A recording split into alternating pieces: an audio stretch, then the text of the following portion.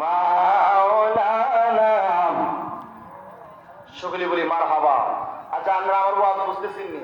কথা বুঝতেছেন তো? আচ্ছা ঠিক আছে, মোহাম্মদ লাগাইবো। কিছুদিন পরে আমার হুজুর এই রাস্তা দিয়ে যাইতেছে, যাওয়ার পরে এই ফুলা আবার সেই এই ফুলাটা যায় মাছ ধরতেছে। কি ধরতেছে? মাছ ধরতেছে। হেরে জিজ্ঞাসা, বাবা কি মাছ ধরস? দেখো মাছ ধরি মোহাম্মদ বাইল্লারা মাছ। কি মাছ ধরে? এটা কথা বলে কি মাছ ধরে? মোহাম্মদ বাইল্লার মাছ। এর কি কইছে না এই মাছের নামের আগে মোহাম্মদ লাগাইতো? আপনারা যদি ই বুঝা বুঝেন দিলে হইব? কথা কই না হইব? এই বুঝা বুঝলে হইতো না। আমার বাবারা ভাইরা শেষ করে দিচ্ছি, তবে কয়েকটা কথা বলে দিয়ে এই যে জান্নাতের বাগানটা আজকে সাজাইলো, আমরা অনেক মানুষ আছি বাড়ি ঘরে বসে রয়েছি, এরপরও যাই কইছে এই সময়টার মধ্যে যুদ্ধ ধরেছে।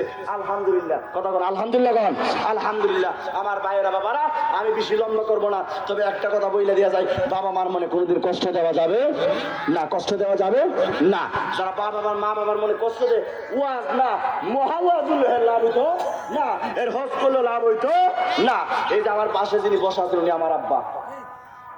উনি আমার কি? আমার আব্বা।